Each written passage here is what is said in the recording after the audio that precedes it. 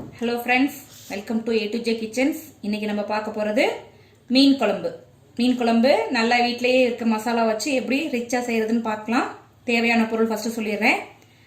வெந்தயம், சீரகம், மிளகு தாளிக்கிறதுக்கு, கருவேப்பிலை, இது குழம்பு மிளகாத்தூள், உப்பு தேவையான அளவு, வெங்காயம், பூண்டு கட் பண்ணி வச்சுருக்கேன். வெங்காயம் சின்ன வெங்காயம் 2 2 கட் பண்ணி வச்சுருக்கேன். பூண்டையும் 2 2 கட் பண்ணி வச்சுருக்கேன். தக்காளி ஒரு 5 தக்காளி அரைச்சி வச்சுருக்கேன். தேங்காய் பால் எடுத்து வச்சுருக்கேன். புளி கரைச்சி வச்சுருக்கேன். மீன் கழுவி வச்சுருக்கேன். இதுதாங்க தேவையான பொருள். இப்போ எப்படி செய்யலான்னு பார்க்கலாம். பாத்திரம் வச்சாச்சு. 50 அளவுக்கு எண்ணெய் ஊற்றிருக்கேங்க. மீன் குழம்பு கொஞ்சம் நல்லா எண்ணெய் ஊற்றணும், அப்போ தான் நல்லாயிருக்கும். எண்ணெய் காஞ்சதும் தாளிக்க வச்சுருந்த வெந்தயம், கொஞ்சம் மிளகு, சீரகம்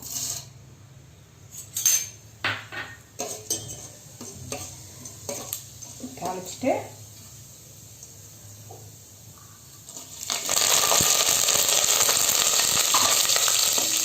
கருவேப்பிலை போட்டாச்சு. அடுத்து வெங்காயம், பூண்டு கட் பண்ணி வச்சுருக்கிறத போடுறோம்.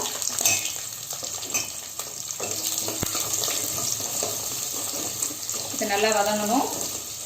வதங்கிக்கிட்டு இருக்கப்பயே உப்பு போடுங்க.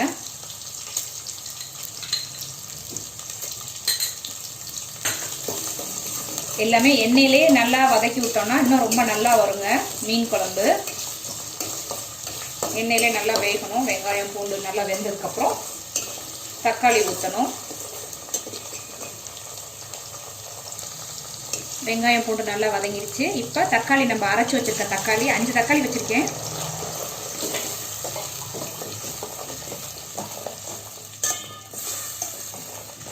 தக்காளி போட்டு நல்லா தக்காளி எண்ணெயிலே வதங்கணும்.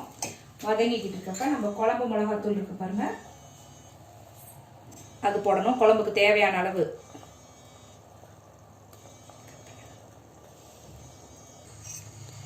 தக்காளி போட்டுட்டோம். இப்போ அதுக்கப்புறம் மசாலாத்தூள் போட்டு நல்லா தக்காளி மசாலாத்தூள் எல்லாமே எண்ணெயிலே நல்லா வெந்து இப்படி வரணுங்க. இப்படி வந்துட்டு இருக்கப்ப புளி கரைச்சி வச்சுருக்கோம். குழம்புக்கு தேவையான அளவு புளி, அதையும் இதில் ஊற்றி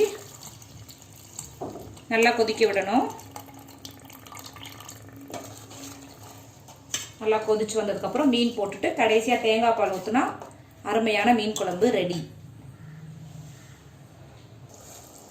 மசாலாத்தூள், புளி எல்லாமே ஊற்றி இந்த பாருங்கள் இப்படி நல்லா இப்படி வெந்து வந்த நேரம் பார்த்து மீன் போடணும். மசாலாத்தூள் நீங்கள் குழம்புக்கு எவ்வளோ போடுவீங்களோ போட்டுக்கோங்க, அவங்கவுங்க தூளை பொறுத்ததுங்க எதுவாக இருந்தாலும். ஆனால் எண்ணெயில் இப்படி நல்லா வேக விட்டு போட்டிங்கன்னா மீன் குழம்பு நல்லா எண்ணெய் இதாகிடும். மீன் இப்போ போட்டிங்கன்னா மசாலாவோடு நல்லா பிடிச்சிரும். அதுக்கப்புறம் கடைசியாக தேங்காய் பால் ஊற்றணும்.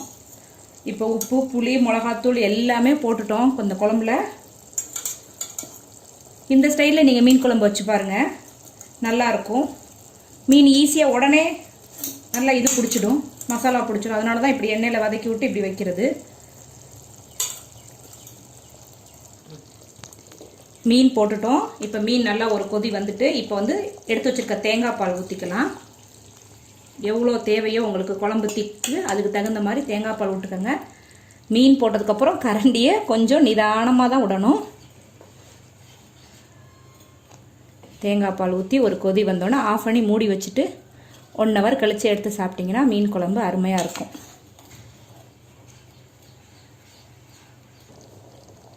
எல்லாமே போட்டாச்சு. மீன் குழம்பு பாருங்கள் நல்லா கொதிச்சிருச்சு. இந்த அளவு இருந்தால் போதும். மீன் வெந்துடும், ஒரே இதில் மீன் வெந்துடும்.